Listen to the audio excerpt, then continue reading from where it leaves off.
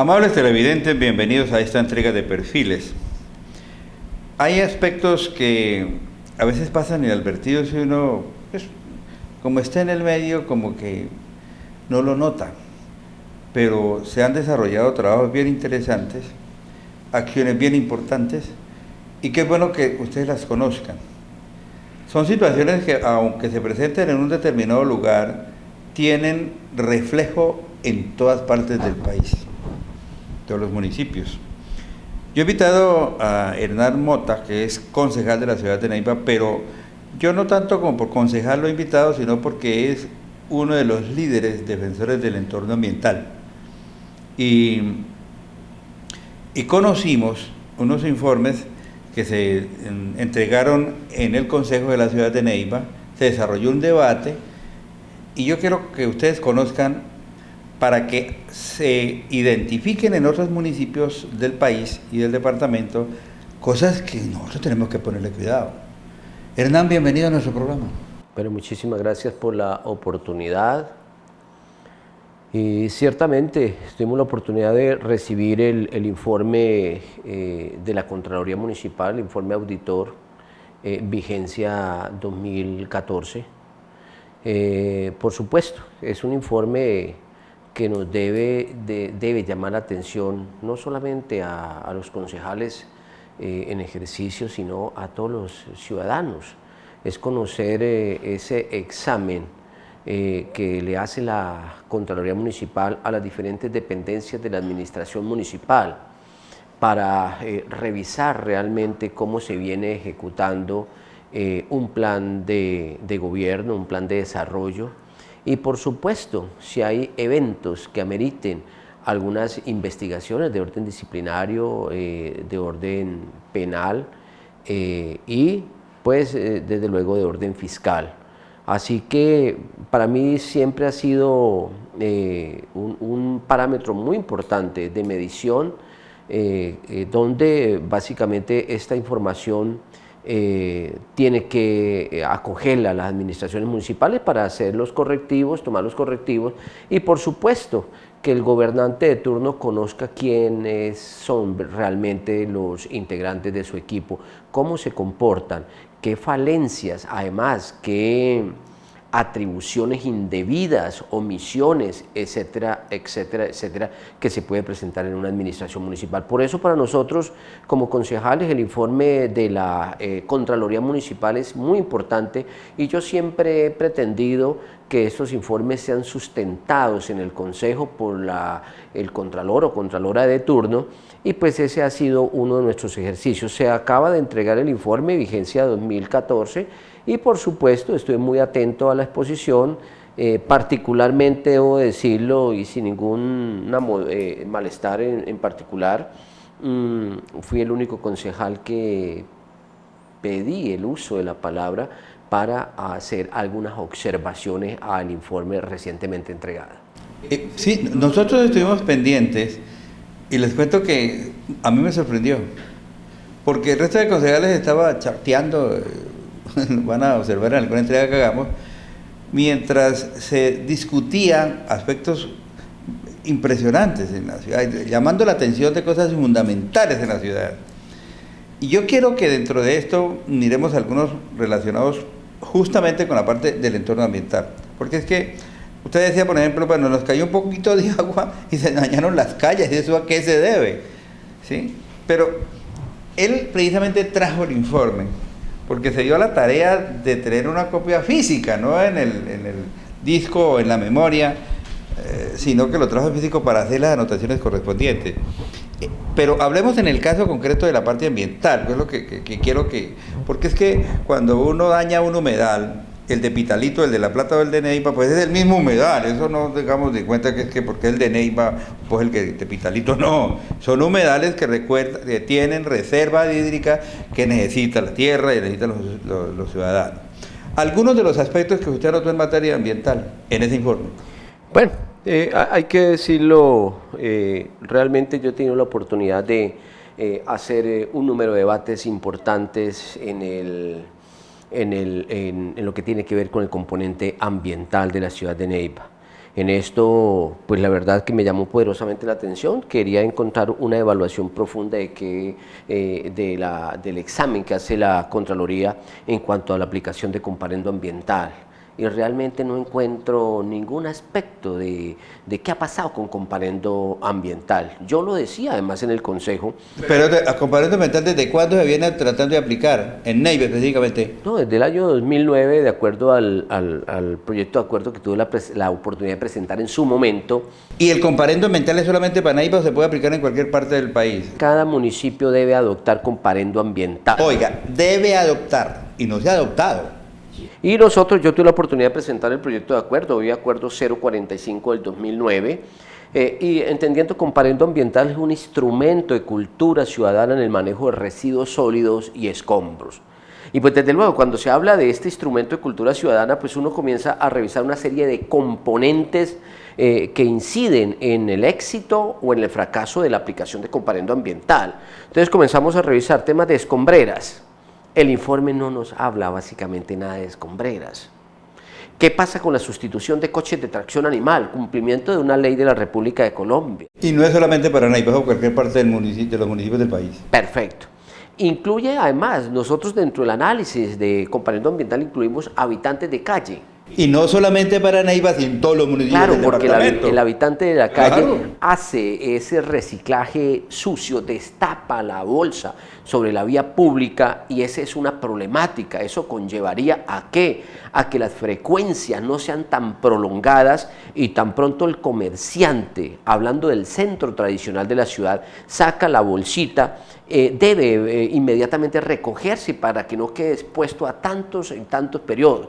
Habla, ya lo dije, de las escombreras, es un tema. En el plan de ordenamiento territorial tenemos 3 sitios, ninguna se logró operatizar. A cambio de ello, se estableció relleno sanitario, un relleno sanitario que está aproximadamente a 8 o 10 kilómetros de la ciudad, que podemos llegar allí mediante una vetusta carretera. Era carretera. Era carretera. Y pues la realidad que muchos, digamos, coches de tracción animal no van a pegar semejante viaje a llevar unos escombros, unos 3, 2, 4, 5 metros cúbicos de escombros allá al relleno sanitario. Por ende, más fácil dejarlo en un lote desocupado, en estos denominados lotes de engorde, o depositarlos en las fuentes hídricas. Eso se presenta en todos los municipios. Bueno, relleno sanitario en todos los municipios no hay, Corapa no tiene, lógicamente, pero escombreras sí tiene, y no me van a estar echando los desechos esos al río Magdalena, que pasa ahí cerquita de él. Y entonces, a cambio de 3 escombreras fijadas por el Plan de Ordenamiento Territorial, tenemos aproximadamente 174 botaderos a cielo abierto. Nosotros decimos que esas son escombreras, pero son botaderos a cielo abierto. Y pues imagínate, y las que más sufren son las fuentes hídricas. Entonces, cuando analizamos comparendo ambiental, enseguida nos trasladamos a las fuentes hídricas. ¿Cuál es el estado? Sí, la Contraloría enuncia en su informe toda una cantidad de quebraditas de los 3 importantes ríos que bañan directamente a Neiva como tal, pero no pasa de ahí. Simplemente que sí, que las rondas de protección están ocupadas, que hay vertimientos de aguas servidas, que hay escombros, que hay residuos sólidos, que hay todo lo que quiera. Para la muestra un botón, Río Loro, eso se nos convirtió en una laguna de oxidación. Entonces, cuando uno encuentra que sí hay una mirada hacia nuestras quebraditas, pero ¿cuáles son las acciones que se han implementado desde la Secretaría del Medio Ambiente para recuperar esas quebraditas? Por lo menos, digamos, recuperamos en los últimos 8 años del gobierno anterior y el actual, recuperamos por lo menos una fuente hídrica. ¿Cuál se ha recuperado? Entonces, mire a dónde nos traslada o nos transporta comparendo ambiental. Y para mí es muy preocupante que definitivamente no diga prácticamente nada de comparendo ambiental. Y esto además, comparendo ambiental, es un programa transversalizado que compromete varias secretarías. Y entonces nos traslada a planeación municipal. Y uno dice, ¿y los lotes de engorde por qué no están encerrados? Eso lo dice el Plan de Ordenamiento Territorial, para evitar que eso se vuelva en depósitos de escombros. Creo que hay normas que dicen que hay que encerrar. Indiscutiblemente, lo establece el POT, el Plan de Ordenamiento Territorial. Y entonces nos traslada a la Secretaría de Medio Ambiente. ¿Qué ha pasado con los comparendos? verdaderamente cuántos comparendos, cuántos procesos de los comparendos que ha impuesto o sancionado la Policía Nacional, la misma Secretaría de Vía. Y bueno, y nos traslada a llamar a la policía cuántos comparendos han aplicado, y a la Secretaría de Movilidad cuántos comparendos los guardas de tránsito han aplicado. Y entonces inmediatamente nos traslada a la misma Secretaría de Educación. ¿Qué pasa con el Comité Interinstitucional de Educación Ambiental, el famoso CIDEA, que definitivamente no arrancó? Simplemente se quedó ahí. Y además estamos hablando de un instrumento de cultura ciudadana en el manejo de residuos sólidos y escombros. Y entonces no tenemos educación ambiental. ¿Y cómo queremos mezclar? Porque el éxito de culturizar nuestro pueblo se necesita dos elementos fundamentales. No es solamente coger como unos desesperados locos a aplicar a todo mundo comparendo ambiental, debe tener ese componente. Eso va muy estrechamente ligado, la cultura, digamos la educación, la pedagogía. Pero si no tenemos ni siquiera el CIDEA funcionando, ¿qué resultados vamos a pedir, Dios mío? Eso es importante, mire, amigos televidentes, porque es que aquí el consejero está hablando de la ciudad de Neiva. En los municipios algunas veces no existe Secretaría Ambiental. Ahora le pregunto si eso funciona o no funciona. Pero es que en los municipios se tiene que cambiar conceptos de modus operandi y de formas de vida. No podemos seguir viviendo al estilo 1930 en los municipios, así estos sean pobres.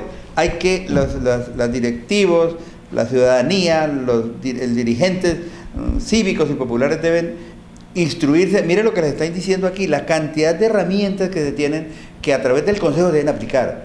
Y aquí en la ciudad de Neiva no se aplica, pero hagámonos aplicar, creamos los organismos en otros municipios como Garzón, La Plata, por ejemplo, ¿no es cierto? Que se vea esa dinámica de la comunidad, no solamente tender la mano para pedir. Pues mire que aquí resulta un ejercicio bien importante.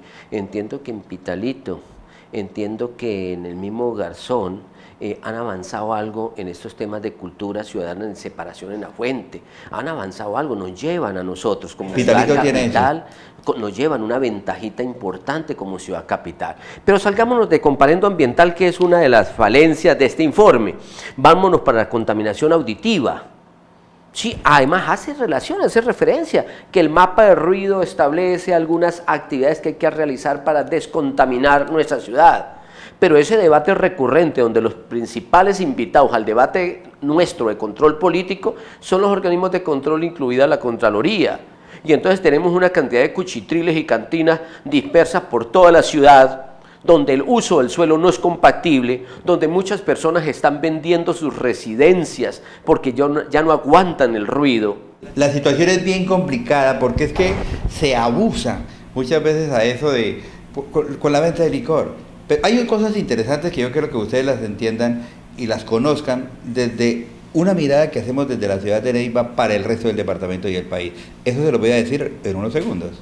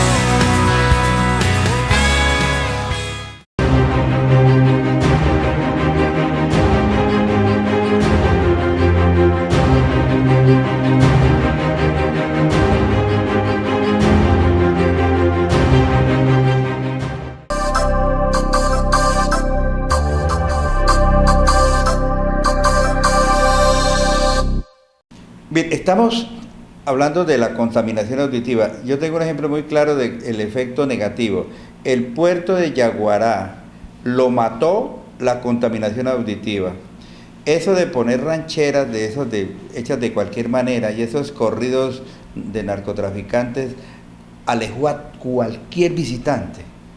Es un ejemplo que les doy. Ojalá que no vaya a pasar lo mismo en otro puerto que queden ahora sobre el Quimbo, porque eso mata, eso aleja a cualquiera. Pues algunos acostumbrados que están ahí de pronto no, pero al visitante, vea, eso aleja a cualquiera.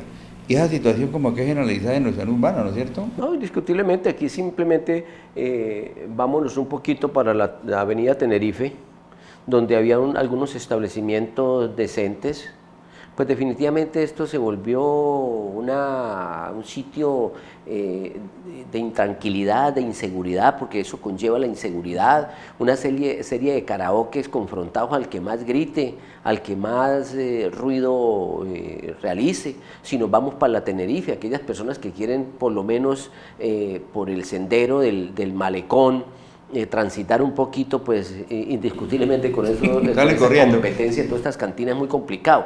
Nosotros no estamos en contra, Hernán Mota no es enemigo de la vida nocturna, una vida nocturna decente, donde invite a la familia a compartir, a estar bien, a disfrutar de un buen restaurante, de un sitio nocturno agradable, pero en esas condiciones, repito, fundamental donde se respete el uso del suelo. Además, aquí ya compromete a la Dirección de Justicia. Y uno se pregunta, ¿qué ha pasado con esa congestión de tantos y tantos y tantos años? Donde definitivamente muchos procesos allí simplemente durmiéndose en los anaqueles de la Dirección de Justicia. La gente ya no quiere denunciar, la gente pierde, prefiere irse, la gente prefiere hacer cualquier otra cosa para evitar estas circunstancias. Entonces, y uno dice, y en el informe auditor, ¿qué pasó con la Dirección de Justicia? ¿Por qué no hay un informe realmente de todos estos procesos de Ley 232 que ha pasado? ¿Por qué no se le pega una mirada a lo que pasa con Dirección de Justicia? Y trasladémonos ahora a contaminación visual. Sí.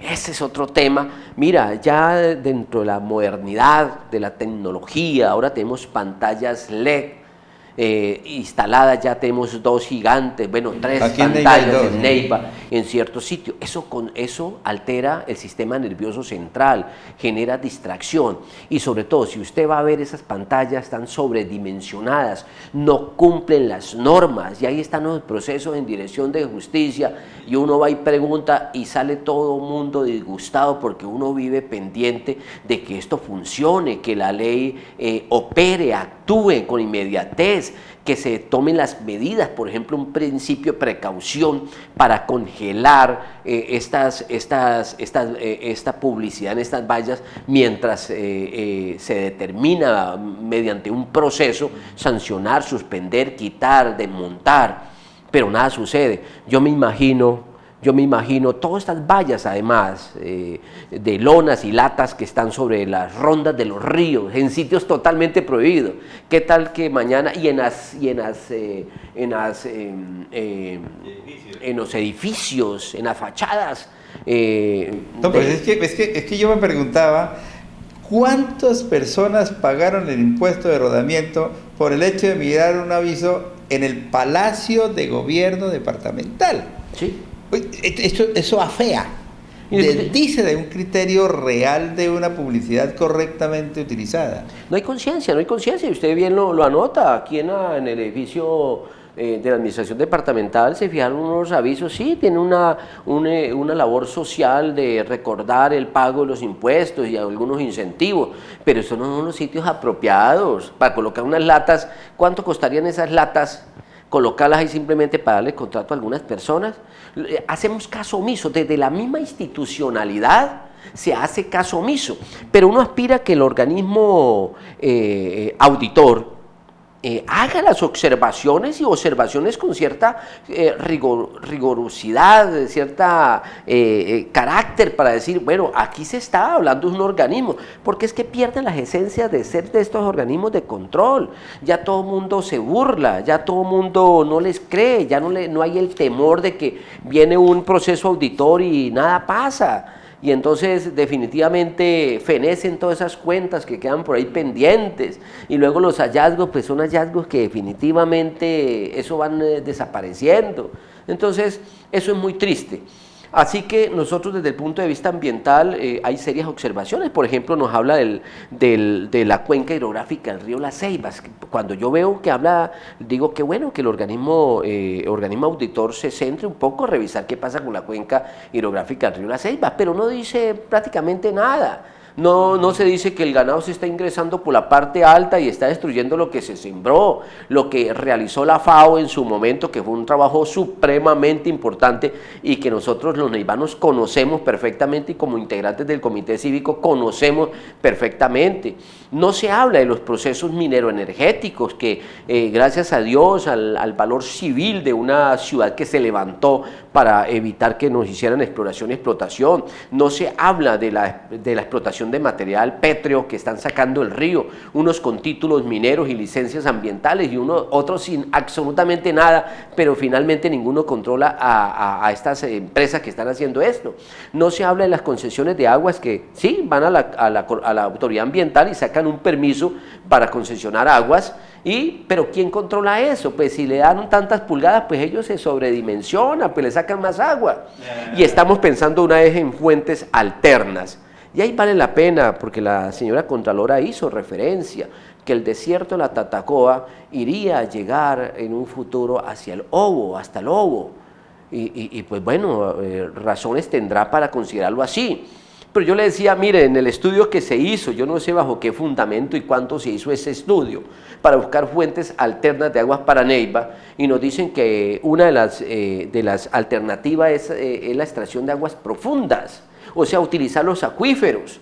Pero alguien se ha dedicado, alguna autoridad de orden municipal, departamental y nacional, a revisar cómo ha sido la afectación durante estos 50 años de extracción de petróleos, cómo se ha sacado o de dónde se ha sacado agua para estos procesos de extracción de petróleo. ¿No será que estos acuíferos ya están prácticamente totalmente envenenando, contaminando, y cuando vamos a buscar el agüita del futuro no tenemos absolutamente, se ha profundizado sobre ellos, verdaderamente, no, simplemente es decir que la cuenca, que se ha invertido un dinero, o sea, no hay profundidad, y eso me preocupa ostensiblemente esta circunstancia. Se habla del componente de un estudio que se realizó para hacer el inventario de los árboles en la ciudad de Neiva.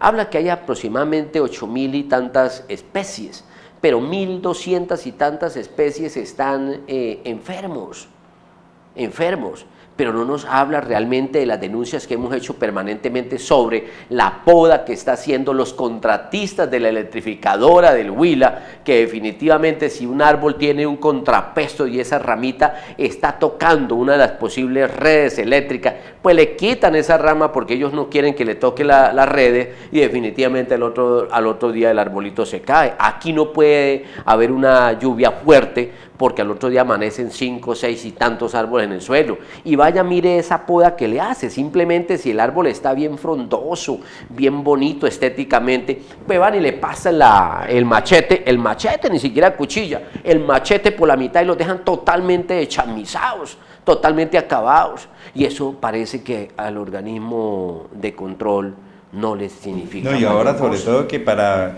la conducción de energía a través de cables aéreos hay unos sistemas diferentes de encauchetado, se llama eso, no necesitan tumbar los árboles, simplemente fortalezcan el control sobre la cuerda, y eso es todo lo que tienen que hacer. Realmente, bueno, eso no solamente en Neiva, eso está pasando en el resto del departamento, porque la electrificadora es la misma, ¿sí? En este caso de la tala de los árboles. En este caso uno dice, parece que el remedio es peor que la enfermedad, en ese sentido. Hay otros aspectos, bueno, y avanzando un poco en ese mismo sentido, y uno se pone a mirar y escuchar a la Contralora, bueno, y la Contraloría sí es necesaria en un municipio, porque, bueno, opera, sirve para algo o no. Pues yo no sé, aquí había un debate a nivel nacional sobre la intención, si no estoy mal, en el gobierno anterior, hubo la intención de acabar con las Contralorías, hubo la intención a nivel nacional de acabar con las Contralorías. Yo pensaría, conjuntamente con la auditoría, que, valga la redundancia, audita el trabajo de las Contralorías, pero definitivamente esto se queda uno es perplejo, preocupado, porque definitivamente no hay profundidad en los informes son muy supremamente limitados. Si uno ve el informe auditor en lo que tiene que ver con las finanzas y sobre el informe de los estados de los recursos naturales, pues hay varias dependencias de la administración municipal que no se evalúan, ellos hacen su programación de auditorías, pero varias se quedan por fuera porque son auditorías selectivas, entonces cogen al azar. Yo no sé si es que... Muestras alegóricas. Sí, pero no tienen en cuenta un componente que es muy importante. Yo sé que posiblemente tienen limitantes de personal, alguna de estas cosas, pero sí sería muy importante que tengan presente las denuncias permanentes que hace la comunidad, Por ejemplo, a nivel de la Secretaría de Vías, yo busco por los dos informes, buscando dónde está la auditoría que le hizo la Secretaría de Vías, y en este periodo no se le hace auditoría.